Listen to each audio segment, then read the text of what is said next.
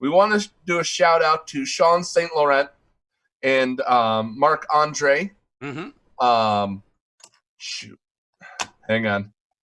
You might have to edit this. Yes, okay. No, I was correct. It is Marc Andre of Gameloft. Good, no editing required. It was required. Marc Andrew or Marc Andre off the top of my head. All I remember is that his Discord name is Map.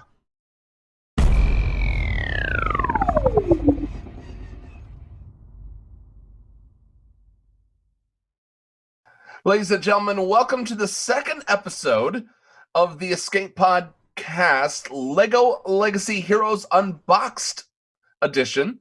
I mean, it's been a fun week in Lego. Neil, how are you doing this week? Oh, two words for you: Gold Crunch. Oh, yes. Well, I see that, and we're debuting the new look of your studio right here on Lego Legacy. Yes, we are.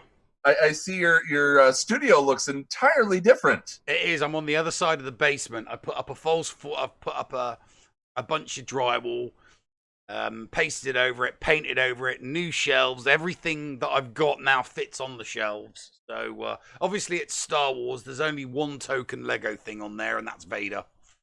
And you can see, I've done it again. Okay. I've done it again. I forgot to turn him on.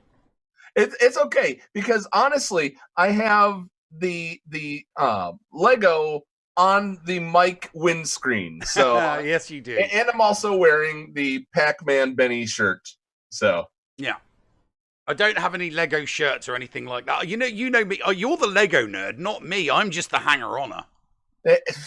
And I honestly wouldn't have any other hanger-oner though. So it's an honor to be able to do this with you. We got some great feedback, and we certainly want to do a shout out to Sean St. Laurent and Marc Andre. Shoot, hang on. You might have to edit this. Yes, okay. No, I was correct. It is Marc Andre of Gameloft. Good, no editing required. It was Marc Andrew or Marc Andre off the top of my head. All I remember is that his Discord name is Map. Yes, the smaller amount of editing I need to do, the better. Plus, the IRL feel of it is more authentic anyway. Exactly. So we don't have to edit that, and no. I was correct. Yes. Mark, I did remember your name. You did get the name correct. They both gave us good feedback. They enjoyed what we did. We were posted by the Lego Legacy Discord channel. So thank you to you guys. Thank you to our subscribers that have subscribed since then. It's only going up from here. Let's just say I've reached out through Sean to possibly get an interview. Oh, that would be good. That would be very, very good. I have a lot of burning questions. I'm not going to tell you with who, but let's just say a good interview could happen. Oh, yes. An interview would be nice. Will they do it with Zoom? Will we get, face and everything, or is it just going to be audio? I think this is all you're going to get is just a Lego man. All right. Okay. Okay. A Lego man that looks like them. That'd be great if they just did. Well, yes, I like working on the game. All right. Anyway. Okay, so what's new? What's new for this week? What did we get cracked on with? First off, our push to 1,000 continues as of this episode. We're looking to get to 1,000. Lots of fun things. I'm not sure what we can do yet for the Lego guys. But if we do get to 1,000, there's a lot of charitable things that are going to happen, including you and one of our very, very good Patreons, Bringer of Chaos. You guys will be donating your long hair to the Little Princess Foundation. Yep. Which is so awesome. A few giveaways and a few things that our Star Wars people, Star Wars Galaxy of Heroes people have offered to do in the game. But, it's an amazing journey that we've been on this past year and a half. So we'll get there. Yeah, we'll get there. We'll get there. Better to get there organically than with a bunch of fake followers and subscribers. Exactly.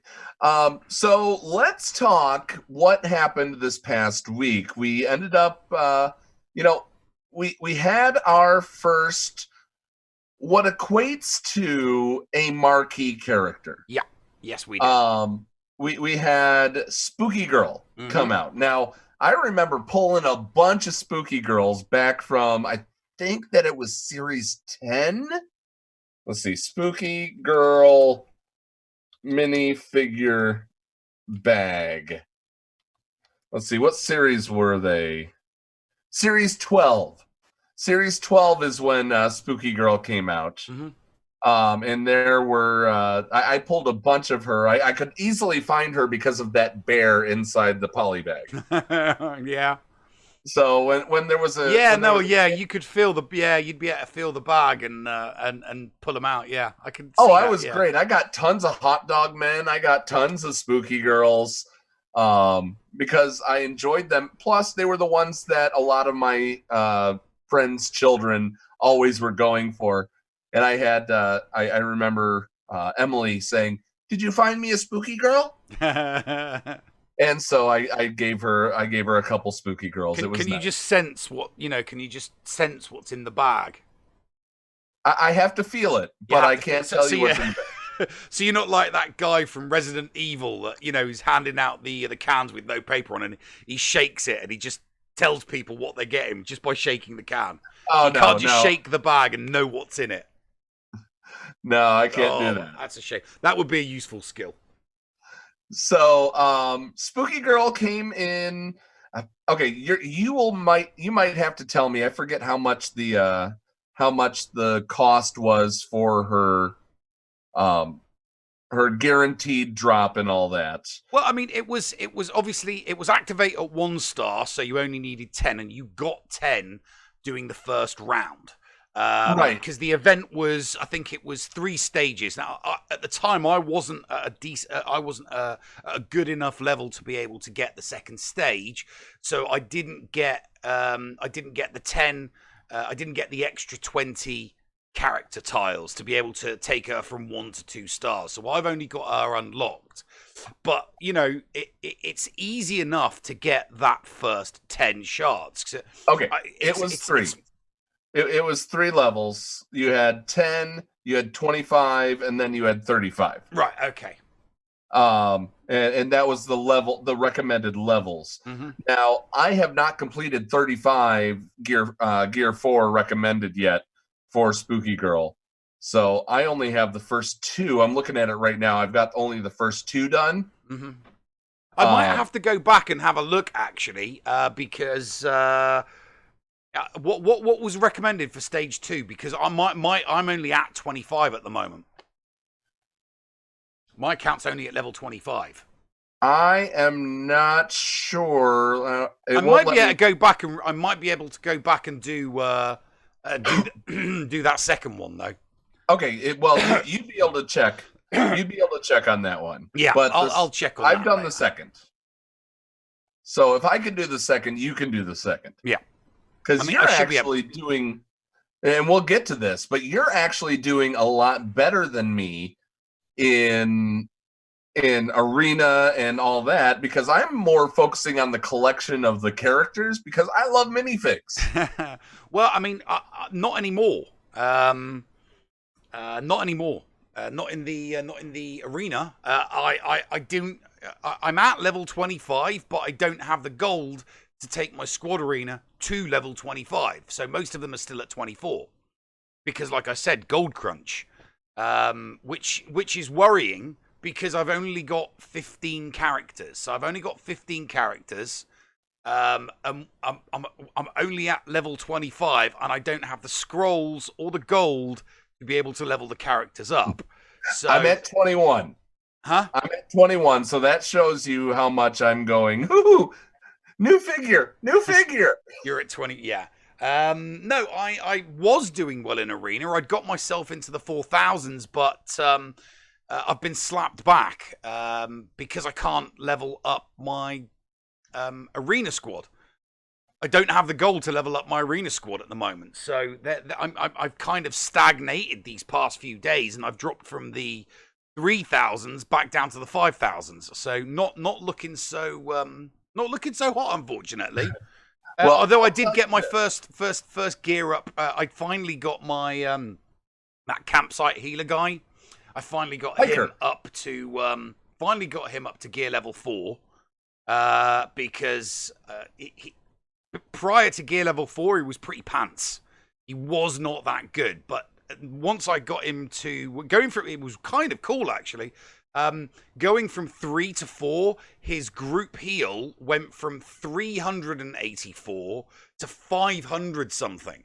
So when he does his heal, I'm getting 500 health points back on everybody, whereas before I was only getting 300, which is why I wasn't using him in arena. I was putting in an extra AoE just to do the damage. But now that he's healing for over 500, that's basically 2 hits on every single character. So I wait until everybody's been hit at least twice, and then I use the group heal.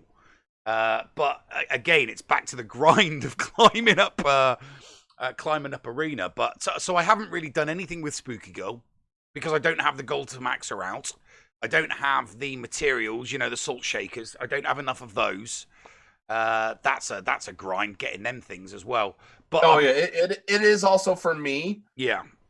So don't worry on that. But I'm going to tell you a tip that a lot of people are saying in the Discord, and I first heard it from our friend Heinze, who's also working on covering this game.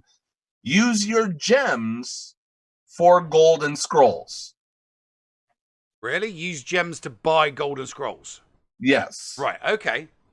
So is it good value? Is it surplus of gold and scroll, or if you have a surplus of gems, golden scrolls are right now the best use of your gems. Right. Okay.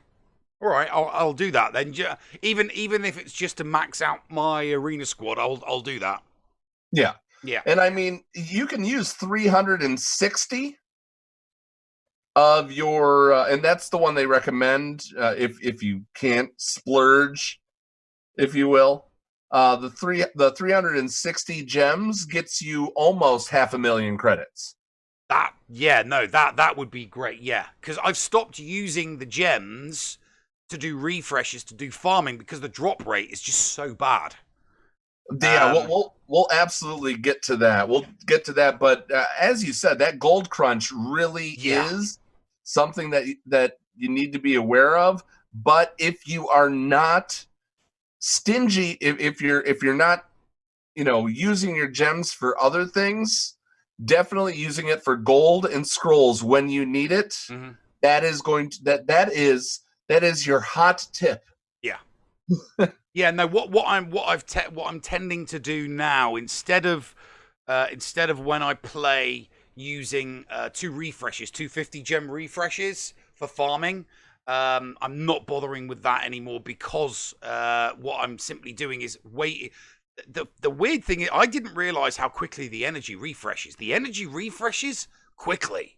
Yes. I was very, I didn't realize that the energy was refreshing so quickly.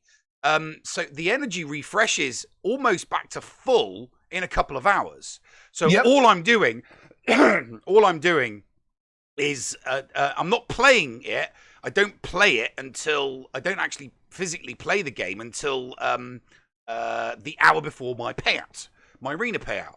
So what I'm doing is, I'll quickly log on first thing in the morning, just to do a farm with all of my energy, and then I'll do one a few hours later.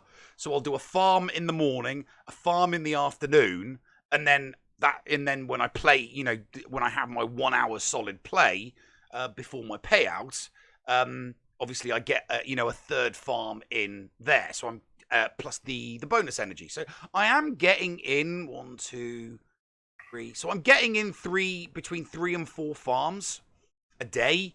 But I'm not wasting any gems doing refreshes anymore. So obviously the gems are starting to stockpile. So I'm going to take your advice on using 360 gems to get the 500,000 credits and get some scrolls, and probably go that way and see how much better it is doing it that way than the farming way. Because the farming way, for the first week playing the game, just was not effective. It was not an effective use of gems. I mean, that might change in the future. We don't know. Yeah. I'll tell you this. Your energy refreshes at a rate of 20 per hour for your standard yellow energy. Mm-hmm. I did not look at red energy before this. I'm going to go in right now and I'm going to spend some red energy.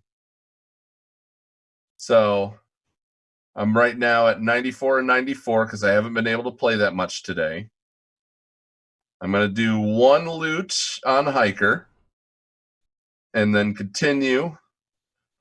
Okay, so your red energy refreshes at 1 every 5 minutes. So that's a total of 12 red energy per hour. Which is better than Swugger. I mean, Swugger, it's 7 minutes on regular energy. It is 7 minutes, isn't it? 8 minutes. 8 minutes. 8 minutes on Cantina. 6 minutes on. 6 minutes on the yellow energy. I thought it was 12 on Cantina. Maybe it is 12. Maybe you're. Yeah, it's 6. It's 6 per. It's 5 per. You get 5 per hour in Star Wars. Yeah. So anyway, I'm going to loot really quick. I'm looting a Poppy because she's the only builder hero. Yeah, and it's 3 minutes. It's 3 minutes. Yeah, that's why it comes back so fast. You get 20 per hour. So if once you have a stockpile of 80 energy, you should be playing at least every 4 hours. Once you get to 100 energy max, you can dial it back to once every 5 hours. Yeah. So that's what that's what I mean. It's not play. I'm literally all I'm doing is logging in and doing a farm of a character, and then logging straight out again. Yeah.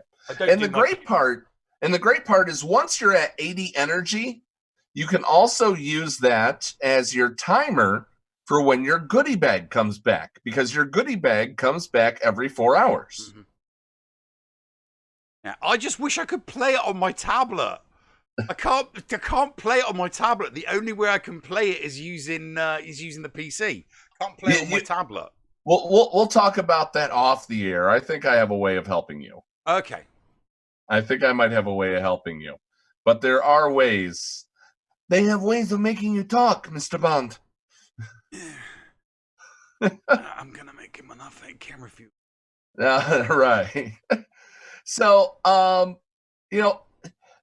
I'm loving this game so very much with the little Easter eggs for all of us AFOLs in this game. I got Redbeard unlocked because of the dailies. Have you caught? Me too. I got him. Okay. I finally got Redbeard. Redbeard is such a great character. He's used him yet. Character. I want to go through the shop really quick to recommend what to purchase. And this is simply a use of not gems. This is your this is the items that you're getting. Like right now, your mashup coins, in my opinion, Businessman is where I think that you should go if you do not go Zane. If you're going for Ninjago. Yeah, I'm going for Ninjago, so I'm using mine. Going for Ninjago, go for Zane. Yeah, I'm going Ninjago. If you're going for just anything, Businessman has a hilarious kit, in my opinion. This is simply my opinion. People will disagree with me, and that's okay. Your guild tokens, if you ever can get enough guild tokens, you're probably looking at either ability materials. Tier 3 ability elixirs are available in that, or I like Princess Storm, a castle tank that protects other allies. I can't remember who I'm farming from the guild store, to be honest. I'll have to double check. I honestly can't remember off the top of my head who I'm farming from the guild store. For your arena is where a lot of your characters that you're going to want are going to be coming from. So King Brutus is a major endgame player. So is Lloyd. That's what I'm going for. Firefighter Ash is a great city character. Oh god! But you also have Private LeQuay. So there are a lot of good arena characters that you should be wanting to go up in your arena. And finally, how to put this? I haven't even been able to touch Master yet because I don't have 7-star characters. If you've been playing since the very beginning and you've been doing Event Store, you will be able to get everything in Event Store. So don't hoard. Get what you want from the Event Store if you've completed all the levels of Event Store and sim those 3 every single morning. So, and that's my little farming guide for Lego Legacy Heroes Unboxed. Mm-hmm. Yeah, no, I did farm for the Private LeQuay. LeQuay, L-Q-U-A-Y. LeQuay. LeQuay. So Lucky. I did farm him just so that I could get the unlock. I've still only got 4 pirates, but I figured I'll get him at least unlocked so that I can make a start on him before going back to Lloyd, because I'm farming Lloyd because I really, really want Lego Ninjago. And also pirates are going to be your biggest source. Anything from the pirate set is going to be your biggest source of gold without spending gems on gold, because they're for our Swaga converts. They're like the bounty hunters for the credit heist. Mm-hmm. Yeah. There's it seems right now that I've seen it twice. I believe it might be every week. It could change in the future, but that credit heist, that gold event coming up every single week, that's where you can get massive credits if you're sinking your time into pirates. Yeah. So, if we do get into the content creator program and we do get test accounts, I really think that when you and I put our heads together, that pirates are going to be our first pillar to get you into a position where you can spend gems on other things. Yeah, because we want to be, you want to avoid the credit crunch as much as physically possible, especially if you're free to play. Exactly. Because it was the, I'll be honest, it was the credit crunch the credit crunch was one of the reasons why I stopped playing Marvel Strike Force. Because they kept on bringing out all these new characters, and I didn't have any credits to do anything with them. I'd never had enough credits to level them up. So it's like, thanks for the character, I can't do anything with it because I don't have the credits to level it up. So yeah, any method that we can implement to help with people, getting those extra credits, I'm definitely on board with that. I'm farming for the guy with the beanie and the cannonball. That's going to be my 5th pirate. So I'm trying to unlock him at the moment.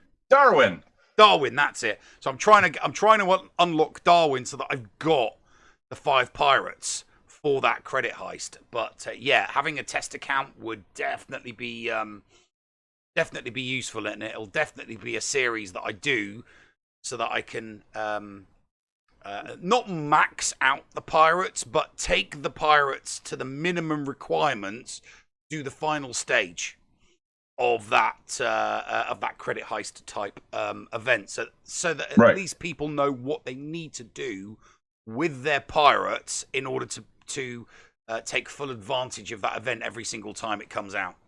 Yeah.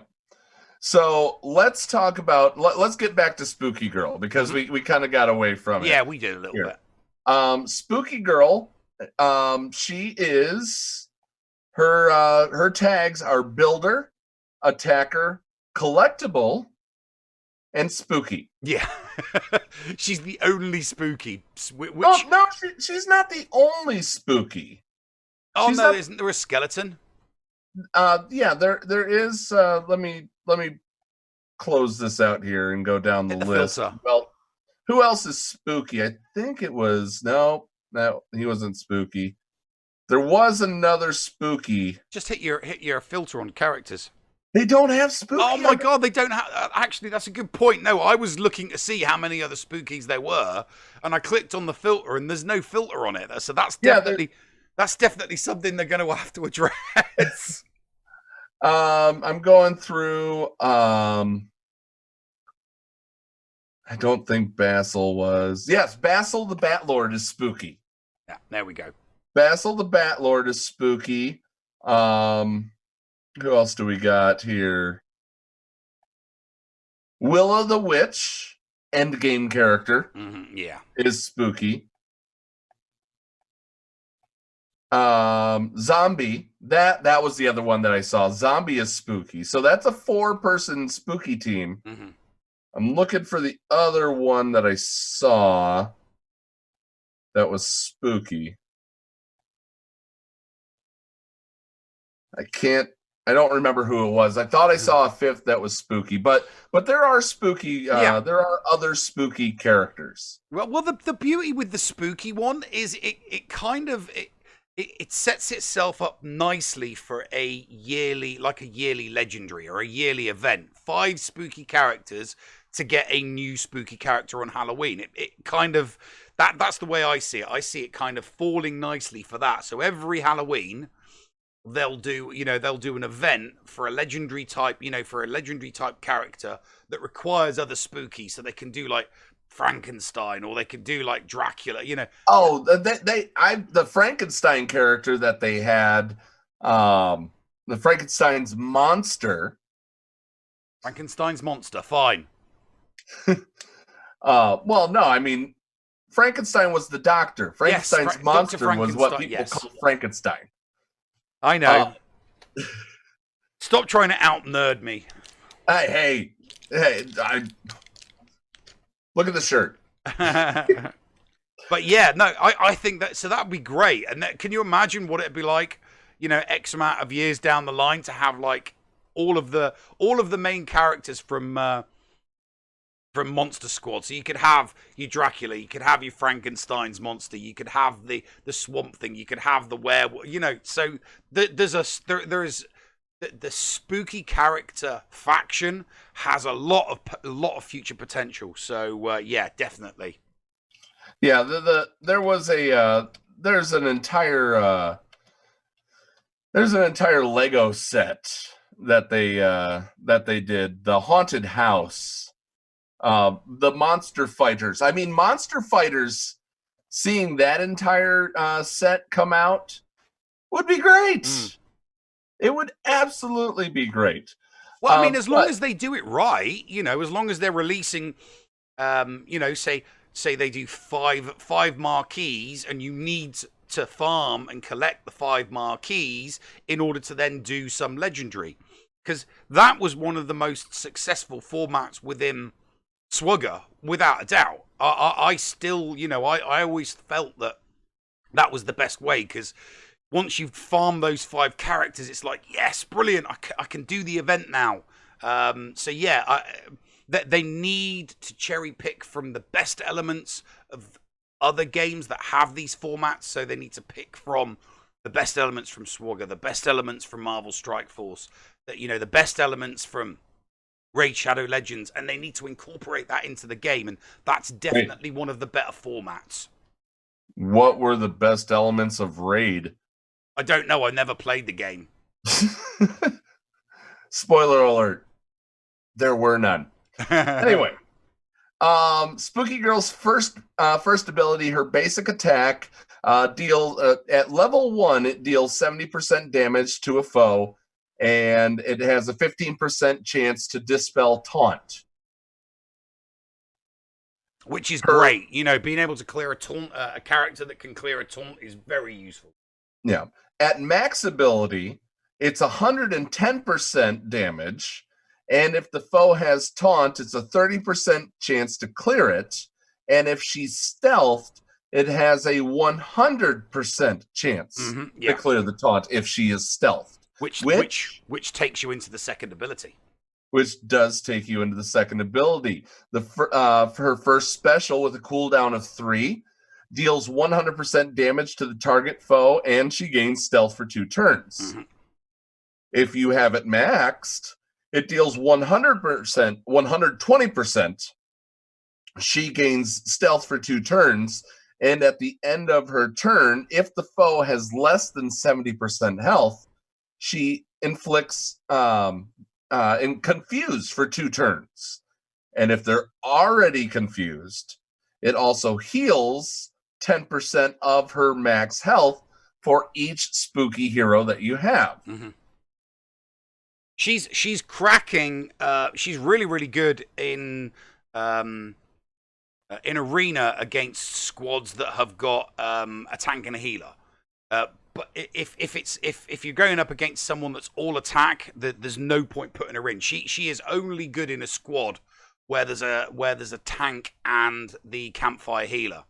Well, here's the fun part: the confuse buff or debuff, if you will, it could cause the minifig to attack someone else than the target that they were intending. But that's so far down the line. We're talking months and months down the line before most people are going to get that level on the confused level on the ability. Oh, au contraire, my frère. You get that at level 2. Oh, right, okay. I thought it was level 3. I genuinely thought it was level 3. That. No. Level 2 deals 105% damage to the foe, and she gains stealth for 2 turns. And if the foe has less than 30% health, then they get confused. Yeah, it's the stealth for 2 turns that you need. You want her go in first. You want to stealth her immediately, so that you can get because when you're going up against the AI in arena, what tends to happen is that whoever the tank is taunts straight away. So you want to be able to remove that taunt so that you can take out the camper that's going to heal everybody. Because if anybody's got them to gear 4 with stage 3 on the heal, level 3 on the heal. My God, it just completely wipes out all your progress. His heal just wipes out all your progress. So if you're going up, if you have to go up against somebody that's got the taunts and that healer in there, you definitely want to be going in with Spooky Girl so that you can remove the taunt and take him out straight away. Yeah. Her second special, which has a cooldown of 4, Arachnophobia. At level 1, you select a target hero. You select one of your own heroes. Spooky Girl deals 40% damage to all of the foes. And for every active spooky hero, she has a plus 15% chance to copy a random debuff from the selected hero. So if you have somebody that has a debuff on them, it could spread it 15% chance to all of your foes. Mm-hmm. So if they inflict confuse on you, Spooky Girl can be like, confuse everybody on your team. Yeah. Now, maxed out, she deals 50% damage of her damage stat. And for every spooky hero, she has a plus 25 chance to copy one random debuff from the selected hero to each foe. Now, if you have a full team of spooky, that brings it to 100. 100, yeah. Right now, if I was wrong and I didn't see a 5th, that's still a 75% chance to debuff the entire team of something that they've given to you. Yeah, I would. I mean, I know it's a bit early in the game to be talking about reworks, but I think it's a bit. I think it's a bit stingy that it's only 50% damage. I mean, I would have maxed out. I would like to have seen that close to 100%. Well, guess what? So hopefully they'll rework that because I think 50% is a bit stingy. I'd like to see that close to 100%. It's why I very rarely use that one. I'm gonna go through. There's still more on her maxed out ability, my friend. All right, okay. So at level 4, if you select a hero that doesn't have any debuffs, she deals a bonus 30% to each person. And at max damage, she deals an extra 50%. So you do get that 100%. So you get the 100% if you select someone that isn't spooky. If you select somebody that doesn't have a debuff. Oh, if you select, yeah. So if you have somebody that has cleared their debuffs, as someone will get into in the data mine that we'll talk about in a moment, it clears it off. Now, Crypt Click is her passive.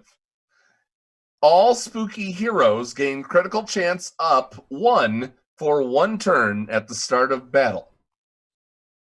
If you have it maxed out, they gain critical chance up 2 for 3 turns. And whenever Spooky Girl gains stealth and has no other buffs, a random spooky hero gains prepared.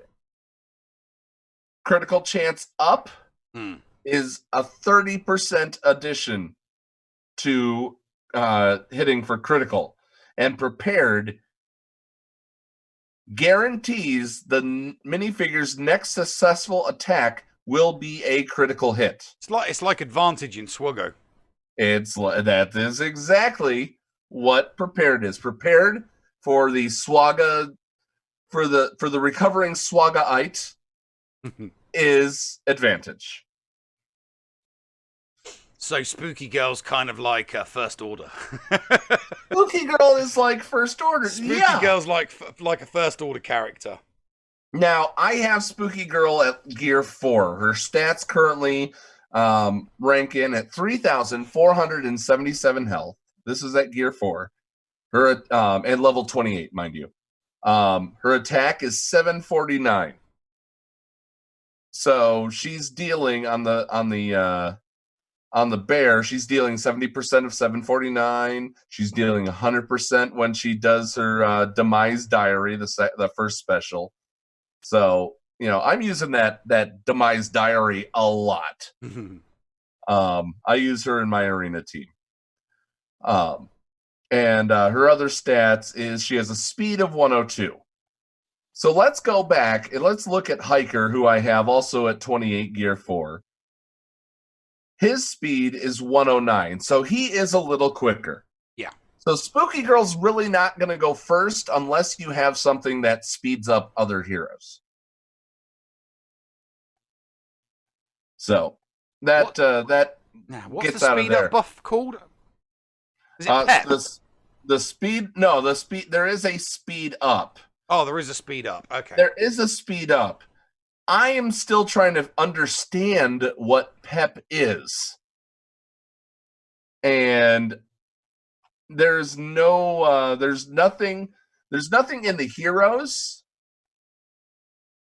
There's nothing in if I go in the stats, all I see is max health, attack, defense, speed, skill, grit, critical damage, critical chance, critical avoidance, dodge chance, and accuracy. But if I go and I select my Spaceman Reed, it says at the end of his turn, Reed increases his pep by 3%. What the hell's pep? It's got to be a stat. It must be a stat boost to something. It's got to be a stat boost to something. Like you would have like the bounty hunters get defense penetration in Swaggo. Maybe Pep is an anti-defense penetration buff. I don't know, something along those lines, maybe. We'll have to find out when we get some more information on this. But definitely, not knowing what Pep is, and there's something referring to Pep in the character that I love in this game. He's going to be my first 7-star. Mark my words. Yeah. I have no idea what my first 7-star is going to be. Everything is just kind of, it's early game, so it's okay. So it is like Boba Fett to me. Boba Fett in Swaggo was my first 7-star. Unless they come out with this guy, with Benny. If they come out with this guy, my ass is wailing. Yeah. I don't care. Yeah, I kind of figured you would. But yeah, I mean, we're still in that, that it's new. We're still in that learning, learning how things work, learning what's the best to go for. So we're all still in that learning phase. And hopefully when we find out something new, or if we find out something good, something useful, something that people can take into the game, well, then, they can pick it up from us. We do it so you don't have to. Exactly. So, I'm thinking now is a good time that we transition into our other phase, our other screen, and start talking about the stuff that we found at LLHU.GG, Lego Legacy Heroes Unboxed.gg. Very, very similar and familiar website combination if you're a fan of that other game. But there's been a lot of stuff that they've posted, and this is going to be a great resource, especially if you like getting down to the nitty gritty of the numbers like Neil likes to do. Mm-hmm. So what do you say we transition on over to the other screen? We need to transition, so yes. All right, start the transition.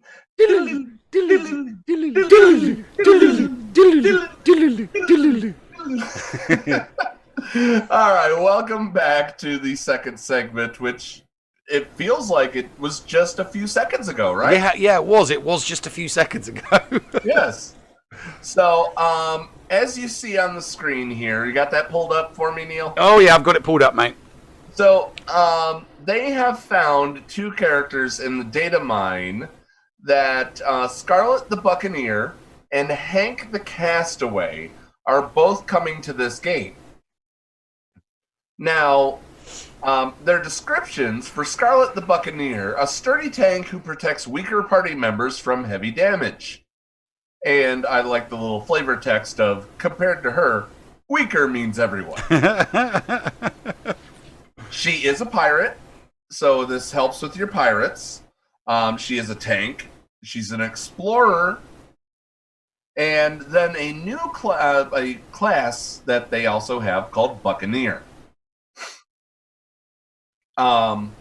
Also, with those almost exact same things, but he's an attacker, is Hank the Castaway, an attacker who thrives in sticky situations. The flavor text?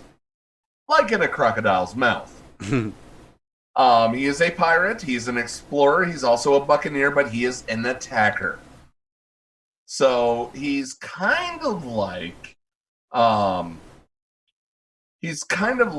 Princess, well, what's her name here on the Oh, what, the one with the crossbow? Princess Argenta. Mm-hmm. Pirate Princess Argenta. She's an explorer. The one with the cannon. And the buccaneer. Yes. Yeah. Yeah, the one with the cannon, the one with the blunderbuss. Or not blunderbuss, but powder pistol. Yeah, the one that does, she puts damage over time on who she shoots at. Correct. Yeah. Correct. So, Pirate Princess Argenta, her description is an opportunistic attacker who sends debuffed enemies to the briny depths. And remember, her flavor text, always looking to prove herself, Argenta never backs down from a fight, which probably explains the eye patch. Mm-hmm. Yeah, no, I'm looking forward to these characters. I hope they come in like Spooky Girl as marquee, because if I can get these two, it'll round out my pirates nicely for the credit heist. Yes, and I think that could potentially be one of the reasons why they're throwing a couple of pirates in. Because if they throw these in as two marquee events, because most people have only got 2 or 3 pirates, and they haven't farmed for that 4th and 5th pirate yet. So by throwing in a couple of marquees that everybody can get, it gives people the ability to have those 5 pirates for that credit heist event. So let's say we've got these two.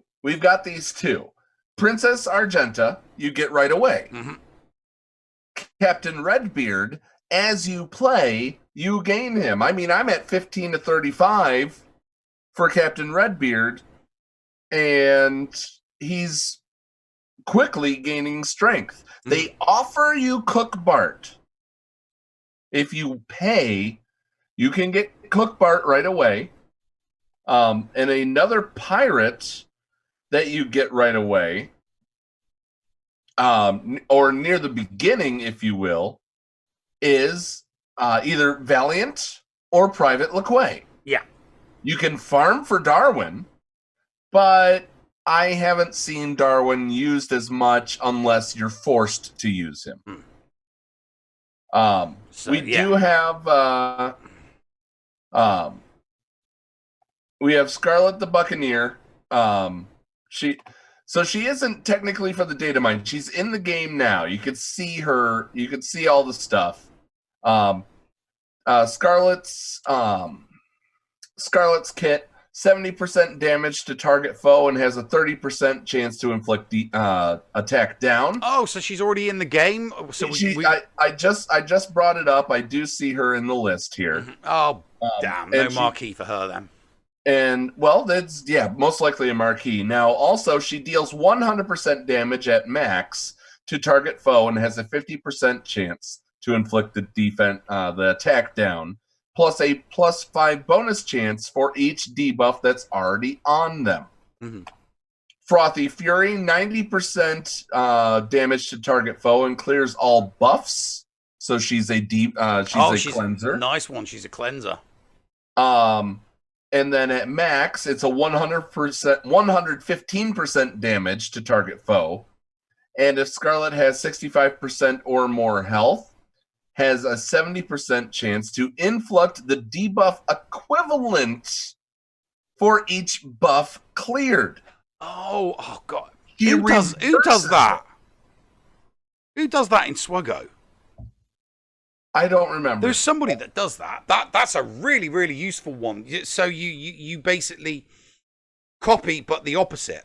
Yeah, so if you have heal over time, it becomes damage over time. You have attack up, it becomes attack down. That's GK. GK does that.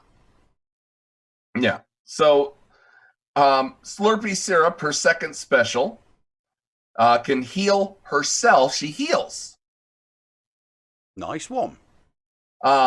Heals herself for 20% of max health, but if Scarlet has taunt, then the duration of taunt is increased by 1%, or is increased by one turn. One turn. If you have it maxed out, she'll heal herself for 35% and has a 65% to gain 1 stack of heal over time for 1 turn for each foe that is inflicted with debuffs. And she gains the taunt for longer. Mm-hmm. Now, you're going to like this because I know you like your Royal Guard. I know you like your Royal Guard in Swaga. Her passive at level 4. At the start of battle, she gains +3 defense for each pirate hero on the team. This is level 1. I'm going to save the extra text here for the max. At the start of each battle, at max, it's +6. Not bad. Whenever another hero falls below 50% health, Scarlet gains taunt for 1 turn. She's basically a chick GK. She's like a female pirate, General Kenobi. If the hero is a buccaneer, then she gains defense up 2 for 1 turn. And whenever she has taunt, her damage taken is decreased by 3% for each debuff on the foe team, up to a maximum of 30% down. Yeah, I'm liking the stats. I'm definitely liking the stats for this character. She is, for all intents and purposes, sounds like a really, really decent tank that doesn't just taunt and tank and do nothing else. It looks like she pretty much gives a hell of a lot of she spreads the love when she's passive or when people do things to her. Yeah. When your opponent does attacks on her. So yeah, no, that's definitely a character I can see going for. So here's the attacker. Here's the attacker. Yeah, move on to Hank. Yeah, that was the tank. Here's the attacker, Hank the Castaway. 80% damage on his basic with a 35% chance to gain critical chance up. His max deals 105, has a 50% chance to gain critical chance up 2 for 2 turns. That's not bad. 50-50 chance of a crit chance. That's not bad. Well, get this. It's a +5 bonus for each Buccaneer hero that you got with him. Oh, sweet. So it goes up to 70 then. That's nice. It can go up to 70 for Buccaneers. Monkey business. I think he throws a monkey or has a monkey. 90% chance to damage a target, 90% damage to a target foe, and 40% chance to bonus attack. If the attack is a critical hit, the duration of all debuffs is increased by 1. Oh, nice one. So any debuffs. So you want someone that's going to apply debuffs. Yes. And you want them to go before Hank so that he has the chance to increase the length of the debuffs. Yep. That would work really, really well with the princess. Because she puts a DOT. And get this, 115 maxed out damage, plus 60% chance, plus a +5 bonus chance, so a possible 80% with a full Buccaneer team. Mm-hmm. Oh, is that Buccaneer, not Pirate? What's that? Was that Buccaneer? Is that with other Buccaneers, or is that with other pirates? That's with other Buccaneers. Oh, right, okay. That's a shame it doesn't extend to the pirate one, that. Well, so the pirate set includes the Imperial Army. So, the pirate set was one of my very, very, very favorite sets growing up. If you put the pirate set in front of me, I could probably, from my eidetic memory, put the ship back together, masts and all.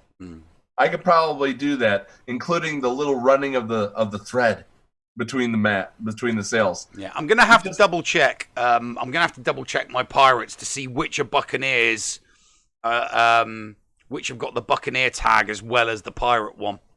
Yeah. Well, the fly fishing is his second special, 100% damage on the usage of it, plus a +3 bonus damage for each debuff on the foe team up to a maximum of 10 debuffs. So you could get 130 damage out of that on the basic or on his special without leveling. Yeah. You ready for this? Yep, go ahead. Maxed out. 125% to target foe, plus 10% bonus damage for each debuff, up to a maximum of 10. So that's 225%. Yeah, that's if you've got the max debuffs. If you have the max debuffs. If you've got the max... I mean, although when you think about it, there's still going to be, on average, you can put and keep maybe 2 or 3 debuffs. So, at a minimum, you're looking at least 150% damage, which is still pretty decent. Yeah. So, and also, if a target has 3 or more debuffs, it has a 75% chance to inflict defense down 2 for 2 turns on each foe, which cannot be resisted. Yeah, these two look like they're going to work quite well together. You want somebody in there that applies lots of debuffs. You want a team to make these two really, really work.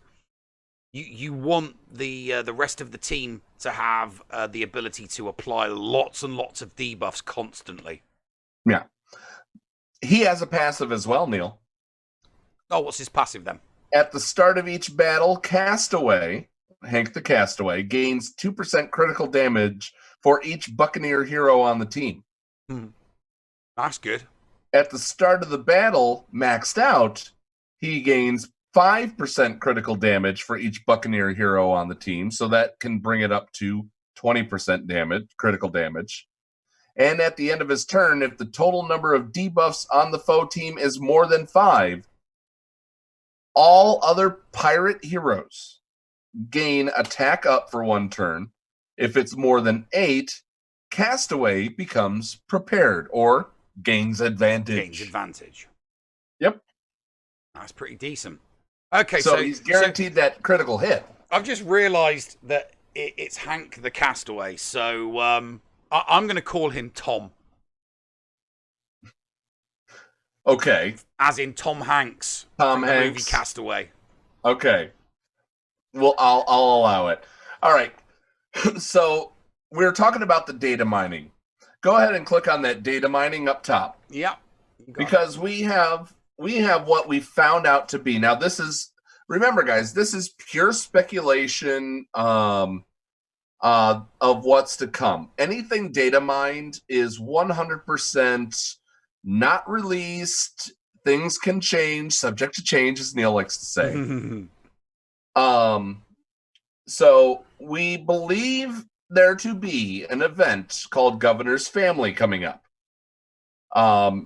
So Governor Tierney, who's great from the pirate sets, there is 5 tiers in each of these. I'm not going to go through and I'm not going to read each one, but it tells a story of how everything goes. And what it seems to be,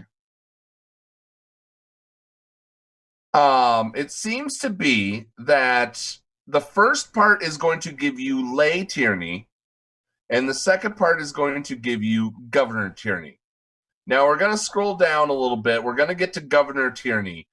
I'm just going to read the max abilities instead of going through free to play. Only until these become available 100%, we know this is coming. Public Humiliation deals 110% to a target foe if they have Time Bomb, reduces its duration by 1. So we kind of have thermal detonators for the Saga, but they don't explode the next turn. They tick down. Smoking Buccaneers, 130% damage to target foe and inflicts 2 stacks of Time Bomb for 3 turns. If the target has no debuffs, inflict 3 stacks of Time Bomb instead. Payback Politics deals 110% plus 60 damage if the target does not have payback. And if the target does have payback, he gains payback for 2 turns, and payback is cleared from the target. So if it comes out, I'm sure that we'll figure out what payback is. Yeah, well, we do know what payback is. Payback is essentially counterattack. Counterattack, is it? Yeah, payback gives this figure a 100% chance to counter when attacked. So it's counterattack. It's counterattack. Okay. Now it seems like he has a let's see here. Yeah, it seems like he has a passive. Whenever Lee Tierney, so he's primed to go with Lee here, heals anyone, Governor Tierney bonus attacks a random foe with Time Bomb for 70% damage, and whenever another pirate hero performs a build ability, the ultimate abilities, mind you, Governor Tierney, once again, here it is. Yeah, pep again. 15% pep. Is pep turn meter? Let me click on Spaceman. It's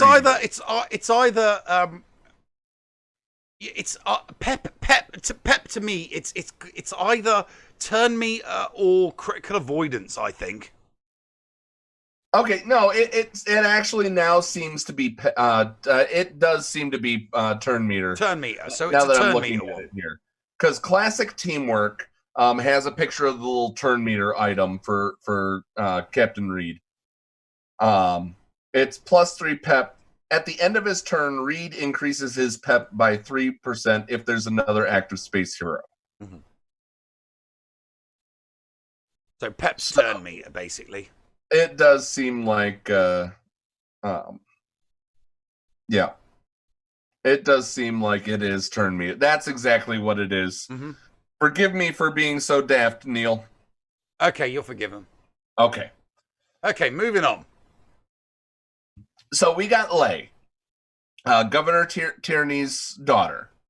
She's tasked with cleaning up her father's messes. Prim and proper, Lay is a natural leader who gets the job done. Her max deal 100% max basic, 100% damage to a target, and a 40% chance for Lee to gain max health up for 2 turns, and plus 20 bonus chance for each debuff on the target. Now, each buff, not debuff. I'm sorry, buff on the target. So there's 3 buffs on the target. It's 100% chance that she's getting max health up. Mind you, taunt is a buff. Yeah. So you're only fueling her if you're taunting. Yeah. Life of the party, select target hero, clear any debuffs. I mean, I had to make sure I didn't say buff instead of debuff. Clear any debuffs from that hero and inflict them on Lay, and grant them 3 stacks of heal over time for 1 turn. If this ability targets herself, she heals 10% of her max health instead, 25% if she has any debuffs, and then those debuffs are cleared. That's not bad. So she's cleansing. She's basically cleansing somebody on the squad. Cleansing someone on the squad and taking them on, or healing herself for even more if she has debuffs. Yeah. Her second special deals 110% damage to the target foe and inflicts max health up. So it's interesting. It inflicts max health up for 3 turns. So fair and just.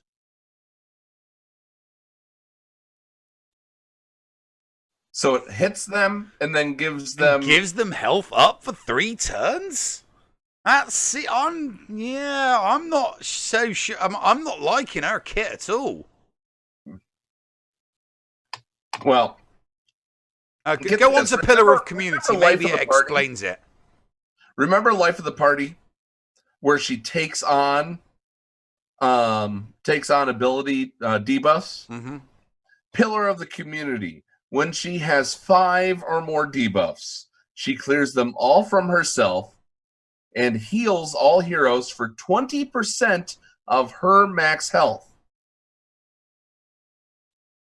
So maybe she gains max health. There's pardon me. There's another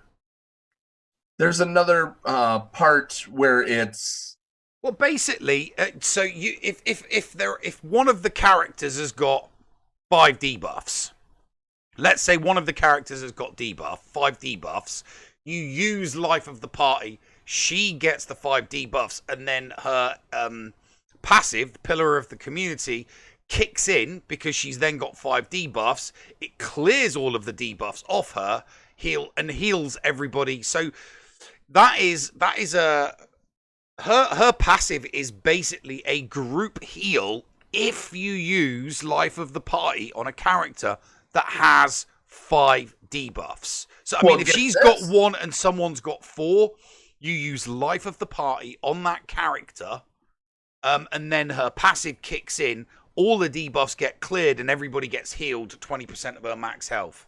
If you've maxed it out, that is correct. If you max it out, yeah. And in addition to that, starting at 3, starting at 3, you get a 30% chance, but all the way maxed, she will call all Imperials to attack, to do a bonus attack against the foe with the most debuffs for half damage. So okay. So her passive is brilliant. So her passive in conjunction with Life of the Party is really good. You find somebody on your team with a bunch of debuffs, you clear them off them, put them onto her, 5 or more. All of her debuffs are then cleared, and then she mass heals everybody on the squad, and then everybody does a mass attack on the foe that she's picked. if they're Imperial. If they're Imperial, yeah. And she doesn't pick the foe. It's the foe with the most debuffs. Yeah. So that's, I mean, it's good. I mean, it's still a good passive against any squad, but obviously you've got the bonus. You've got the second half of that passive if you're going up against Imperial attackers. Yeah. No, that works out nicely, yeah. So, I mean, it's still a good passive, but you get the double whammy against Imperials. Yeah. That's pretty decent. Very true. Well, the double whammy with Imperials, if everybody is an Imperial. If everybody's an Imperial, that's when you get the double whammy. If there aren't any Imperials. Not against Imperials, but with them. Yes. So, one thing I want to do, and we're going to go into this a little bit more down the line, but let's just look at the ability effects. Go ahead and click on ability effects up there for a second. Okie dokie. Okay, they're up. We're just going to go down. I mean, we already know what accuracy and attack down do. Buff, immunity. Clumsy, we're not too familiar with. Clumsy guarantees the next attack from this minifigure will miss its target. That's blind in Swugger. What's that? Just think of it as blind. Yeah, it blinds them. Correct. So you're going to be the recovering Swagga addict translator. Confused may cause the minifigure to attack someone other than the current target. I don't think there's anything like that. No, there isn't. That's new. Okay. So we know damage over time. We know all these critical chance and critical damage down. Debilitate reduces the minifigure's pep by 100% on the next successful hit against them. Clears after being triggered. Debilitate. So it eliminates. It kills their turn meter. Yeah, kills turn meter. Is there anything in that in Swagga? I don't think so. Well, I mean, there isn't a specific buff that clears turn meter. It's just something that's added to the mechanics of a character. But there isn't an actual debuff that clears turn meter. Yeah. Disarmed prevents this minifigure from using special or ultimate abilities. That's an ability block. It is. Dizzy prevents this minifigure from countering, assisting, doing bonus attacks, and increasing their pep. That almost sounds like Fracture. It does sound like Fracture. It sounds very much like Fracture. It does sound like Fracture, doesn't it? Yeah. Because they can't gain turn meter. Or they can't do bonus attacks, they can't assist, and they can't counter. Yeah, Dizzy's Fracture. But they do, I guess, increase their pep at their normal speed. Mm-hmm. I mean, they're still going to go. Yeah. Dodge down, grit down, max health down, overworked. Damages this minifigure for 5% of their max health at the start of their turn. This damage dealt is non-lethal. That's the Palpatine. That's like the Palpatine passive against rebels. Yeah, that's what it sounds like as well. Stun guarantees this minifigure will miss their next turn. I think that's called stun. Yeah, that's just called stun.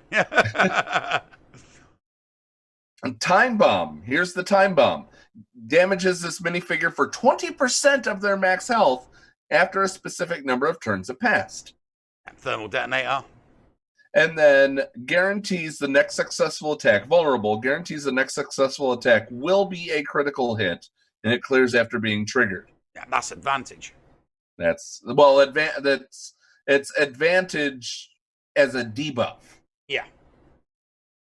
Is there anything like that in Swagga where the next hit you're going to take is going to be critical?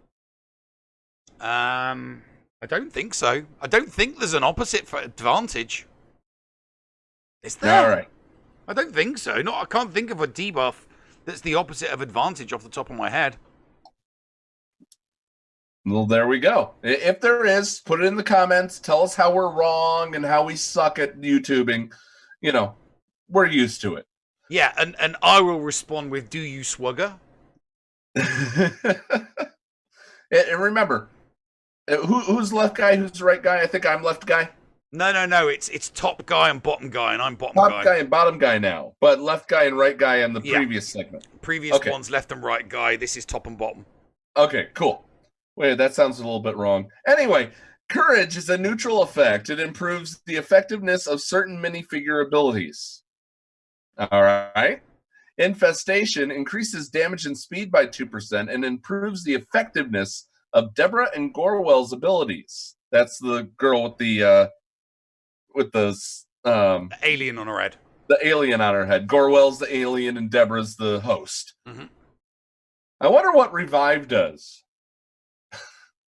May revive zombie when he's defeated, clears after being triggered. Termination improves the effectiveness of Yuppie's abilities. And wind up increases speed by 5% and improves the effectiveness of Clockwork Robot's abilities.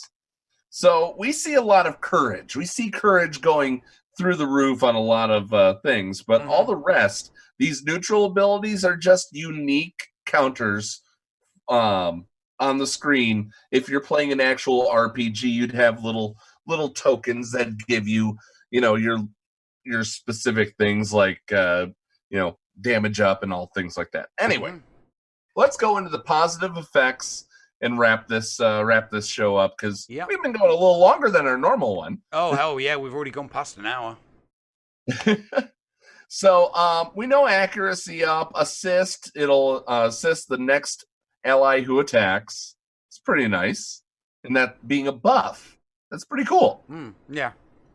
Attack up, critical chance, critical damage, debuff immunity. Is there a debuff immunity? Yeah. But I know. It's it's not really a buff. It's more of a mechanic on certain characters, like Revan. Okay. There are certain characters that have a debuff immunity. It's not so much a buff. It's more an ability put on certain characters. So yeah. This sounds like something that you can give to any character, pending that it could stick on them. Yeah, no, a character that can do a debuff immunity to an entire squad is a character you want in your squad. So dodgy guarantees the minifigure will dodge the next incoming attack, and it clears after being triggered. That's foresight. Yeah, foresight. Hardy, grit up, and increases grit. Hardy allows the minifigure to survive a defeating blow and leaves them with 1 health. Clears after being triggered. Oh, that's like the isn't that like the Magna Guard, where he can't be killed and his health is, but then obviously he dies after his next turn, but only with this you don't die after your next turn. That or the heroic Sith Raid ability. Yeah, no, it is. It's the debuff. It's the it is. It's the buff from heroic Sith Raid. Yeah, that would be a better analogy, definitely. So we all know heal over time, max health up. Payback is counter. Yeah, payback is counter. Prepared is advantage. We talked about that. Skill up and speed up, stealth and taunt. Yeah, stealth hides the minifigure and prevents them from being targeted while there's other available targets. That's your standard stealth. Yeah. Taunt is your standard taunt. Yeah. So there's a lot of new. Yeah, there's a couple of new ones. There's a lot of new, and there's a lot of there is a lot of different names for stuff, and it certainly is. I find it exciting. I don't know about you, Neil. Yeah, well, I mean, the developers would have done is they would have gone across all the various different games with all the various different platforms, and they would have looked at the buffs and the debuffs, and they would have looked for, maybe a couple of things that it's like, well, no one's done this as a debuff, no one's done this as a buff, because they need to. They can't just carbon copy all of the buffs and the debuffs from the other games. Apart from the obvious ones, you need to throw some new things in there that you can put on characters so that those characters can either apply these new debuffs or apply these new buffs to make those characters, unique to this game, as opposed to just, oh, that, you know, like I was saying, that the new female character, she's basically, you know, a female GK. But obviously the difference is, instead of somebody being given critical avoidance, they get, but when they drop below a certain percentage, they get health. So yeah, it's there's a lot of debuffs in there, and there's a lot of buffs in there, and this is just the start. So I mean, it'd be interesting to see what they do when they come in with new ones. Yeah, I'm excited for the future of this game. I truly am. I know you are, mate. I know you are. Well, and the thing is, Neil, we're on the ground floor of something that seems to get it. It's a great IP. Only time will tell. Only time will tell. So it's a great IP. It's a familiar, yet refreshing take on the genre, and we get to, you know what? We have a mutual friend who always says, "I want to play with my toys." I actually get to play with my toys, Neil. Yeah, you get to play with your toys, yeah. And I get to do it often because of how often the energy refreshes. Yeah. That's one thing I'm loving at the moment. That's definitely one thing I'm loving at the moment. Not loving the drop rates, but I am loving that I don't have to waste crystals on farming. Well, we were going to talk about drop rates, but you know what? Let's give it a week. Yeah. Let's see if they improve. Let's give it a week. Let's see if they improve. You know, I might document what I get tomorrow. We're recording this late Wednesday night. I'll document what I get tomorrow, Friday, Saturday, Sunday.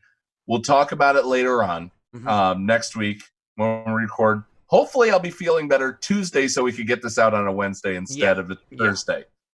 But thank you guys so much for joining us this week. We really do enjoy this community, and we can't wait to see where it's going to take us in the future. And if you guys have any comments, good, bad, we don't care. We just like to hear from you. Throw it down in the comment box, and don't forget to like it if you want, but definitely do subscribe to us if you want to see more of these videos. If you don't want to see more of these videos, go tell your friends that we suck. Maybe they'll check us out. No press. So, all right. That does it for me this week. No press is not bad press. All right, my friend. With that being said, Neil, push the button. You got it, mate. Ta-ta for now, folks.